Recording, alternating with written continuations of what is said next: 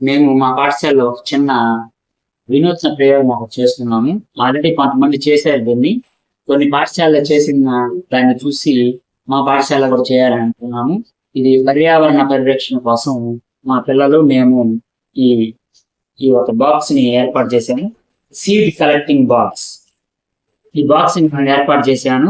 ఇక్కడ పిల్లలు ఎవరైనా సరే ఎండిన విత్తనాలు, వేప గింజలు కానివ్వండి, నేరేడు గింజలు కానివ్వండి, లేకపోతే పెద్ద పెద్ద చెట్లు సంబంధించిన గింజల్ని వాళ్ళు దీంట్లో వేస్తారు. వాళ్ళు బయట సేకరించుకుని వచ్చి ఈ బాక్స్ లో వేస్తారు. ఇది ఒక వారం 10 రోజుల తర్వాత నిండిన తర్వాత దీన్ని తీసుకుని వెళ్ళి మేము రోడ్లు పక్కన కానివ్వండి, ఖాళీ ప్రదేశాలలో వీటిని నాటుతాము. నోబ్యాక్ డే రోజు కానివ్వండి, లేదా ఏదైనా ఒక సెలవు ఫోటో ఎప్పుడైనా సరే మనం నాటాలని నిర్ణయం తీసుకున్నాము. ఇది మేము చేస్తున్నాము. ఎందుకంటే ఈ సంవత్సరం గ్లోబల్ వార్మింగ్ ఎక్కువగా వచ్చింది. అంటే ఉష్ణోగ్రత ఎక్కువగా ఉన్నందువల్ల మన భూమి ఎక్కువగా వేడెక్కడం జరిగింది.